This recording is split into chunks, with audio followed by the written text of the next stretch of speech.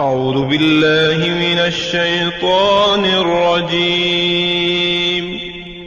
پناہ مانگتا ہوں میں اللہ کی شیطان مردود سے۔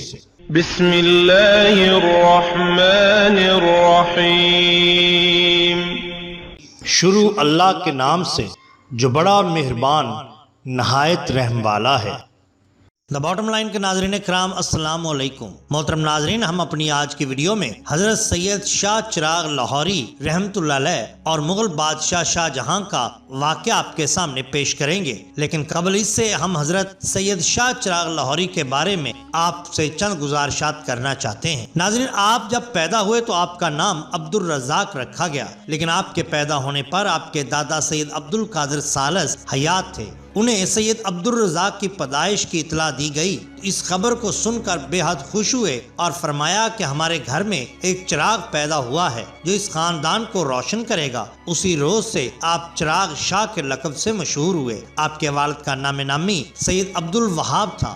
آپ کا سلسلہ نسب یوں تو حضرت سید عبد الرزاق بن سید عبد الوہاب بن سید عبد القادر ثالث بن محمد غوث بالا پیر زین العابدین بن سید عبد القادر ثانی اور بن سید محمد غوث اچی گیلانی سے ملتا ہے، لیکن اکثر لوگ آپ کا سلسلہ نسب حضرت سید غوث اعظم سید عبد القادر جیلانی رحمۃ اللہ علیہ سے بھی جوڑتے ہیں۔ ناظرین، سیر و سیاحت جو حصول علم اور مشاہدات کا ایک بہترین ذریعہ ہے، لہٰذا اکثر بزرگان دین نے سیر و سیاحت کی۔ اکثر بزرگان دین زندگی کے پہلے حصے میں سیر و سیاحت کرتے رہے ہیں اور آخری حصہ میں ایک جگہ پر قیام پذیر ہو جاتے ہیں۔ حضرت شاہ چراغ بھی اسی قسم کے بزرگوں میں سے تھے جنہوں نے اپنی زندگی کے پہلے حصے میں سیر و سیاحت کی۔ آپ کے بارے میں کہا جاتا ہے کہ آپ ایک عرصہ تک مختلف ممالک کی سیاحت کرتے رہے، پھر زیارت حرمین شریفین سے مشرف ہوئے اور وہاں کے شیوخ سے بھی روحانی فیض حاصل کیے۔ آپ سلسلہ عالیہ قادریہ ہی میں اپنے والد ہی کے دست حق پرست پر بیعت ہوئے اور انہی سے آپ کو خلافت عطا ہوئی، اور دیگر بزرگوں سے اور باطنی طور پر بھی کئی اولیاء کرام سے فیض حاصل کیا۔ آپ کے والد ماجد حضرت سید عبد الوہاب کا شمار اپنے زمانے کے اکابر شیوخ میں ہوتا تھا۔ انہوں نے اپنی نگاہ باطنی سے آپ کو مختلف ریاضتوں اور عبادتوں سے گزارا۔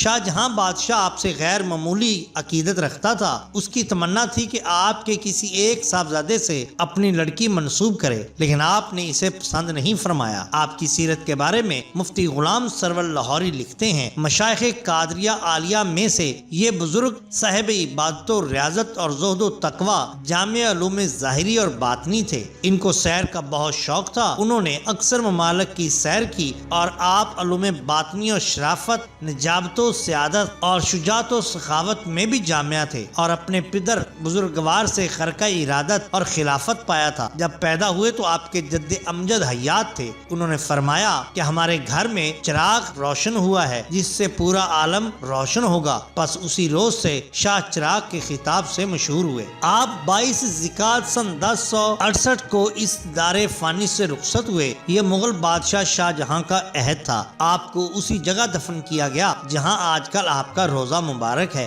آپ کے وصال کے بعد شاہ جہاں نے ایک عالی شان گنبد آپ کے مزار پر تعمیر کروایا تھا۔ آپ کے 7 لڑکے تھے۔ آپ کے تمام صاحبزادے علم و فضل، زہد و تقوی میں اپنے والد کے نقش قدم پر تھے، لیکن آپ کے بعد آپ کے بڑے صاحبزادے سید مصطفیٰ شاہ صاحب نے مسند رشد و ہدایت کو زینت بخشی۔ سید مصطفیٰ بن شاہ چراغ نے 13 شعبان سن 1084 کو وفات پائی۔ لڑکوں کے علاوہ آپ کی صاحبزادیاں بھی تھیں۔ آپ کا مزار مبارک لاہور ہائی کورٹ شاہراہ قائد اعظم کے غرب رویا مسجد شاہ چراغ کے ایک طرف واقع ہے۔ مقبرہ کے بارے میں کہا جاتا ہے کہ جہاں اب ان کا روضہ منورہ ہے، اس وقت بعلمداری مغلیہ یہاں کا محلہ گزرے لنگر خاں مشہور تھا، اور اکثر اشخاص اس گزر کو آپ کے نام سے بھی زبانوں زد کیا کرتے تھے۔ کہتے ہیں کہ لنگر خان عمرائے شاہی میں سے تھا۔ گنبد کے اندر 8 قبریں ہیں۔ ایک قبر تو حضرت شاہ چراغ کی ہے، 2 قبریں آپ کے صاحبزادوں کی ہیں اور دیگر قبور آپ کی صاحبزادیوں کی ہیں۔ مقبرہ کے غرب کی طرف ایک مسجد بھی ہے جس کو ناظم لاہور نواب بہادر خان نے اپنی والدہ کی وصیت کے مطابق بنوایا تھا۔ مسجد کے غرب رویا